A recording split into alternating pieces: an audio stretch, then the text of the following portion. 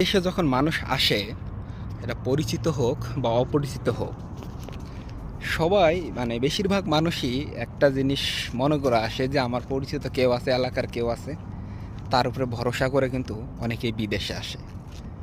আসলে প্রকৃত অর্থে বিদেশের মাটিতে কেউ কারো আপন না।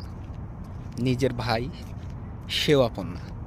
কারণ হচ্ছে মানুষ বিপদে একদিন, 2 দিন, 3 দিন দেখবে, তারপরে কিন্তু আর দেখবে না। কারণ এখানে সবাই একটা জালের ভিতরে বন্দী। ঠিক আছে, সবাই একটা জালের ভিতরে বন্দী, যে যার জায়গা থেকে নির্দিষ্ট একটা গণ্ডির মধ্যে থাকে।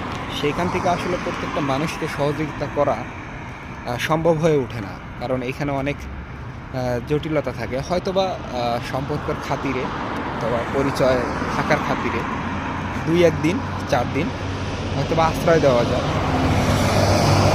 তাকে 2 বেলা খাওয়ানো যায়, বা এরকম ছোটোখাটো যে বিষয়গুলো সেটা করা যায়। কিন্তু কাউকে নিয়ে এসে চিরস্থায়ীভাবে রাখা যায় বা তাকে ভালো একটা জব নিয়ে দেওয়া যায়, এরকম পরিস্থিতি নাই। যদি সুযোগ থাকে অবশ্যই মানুষ হেল্প করে, আমি নিজেও হেল্প করি।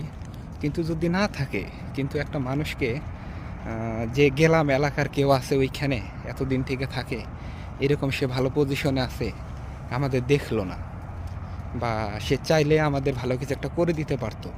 হ্যাঁ, যদি করে দেওয়া সম্ভব হয় তাহলে সে অবশ্যই করে দিবে। আর যদি না সম্ভব হয় তাহলে অযথা মানুষকে এই মিথ্যা অপবাদ দেওয়ার কোনো কারণ নেই। ঠিক আছে, এটা যে কারো ক্ষেত্রে হতে পারে। আমি দেখছি সৌদি আরবে, যেহেতু আমি অনেক দিন যাবত আছি, এরকম অনেক লোকের সাথে পরিচয় হয়েছে, এলাকার লোক বা নিজের জেলার লোক বা নিজের বিভাগের লোক, এরকম লোকের সাথে কিন্তু পরিচয় হয়। তখন তারা এভাবে বলে। আসলে পরিস্থিতির শিকার যখন দেখি যে না কোনো উপায় নেই, তখন বাধ্যতামূলকভাবে তাদের সাথে যোগাযোগ বন্ধ করে দিতে হয়। সেটা নিয়ে অবশ্য মানুষের মধ্যে অনেক সমালোচনাও হয়। আসলে বিদেশে প্রত্যেকটা মানুষ কিন্তু একটা গণ্ডির ভিতরে বন্দি থাকে। নিজের অবস্থানটা আগে জানুন, তারপরে মানুষকে নিয়ে সমালোচনা করবেন।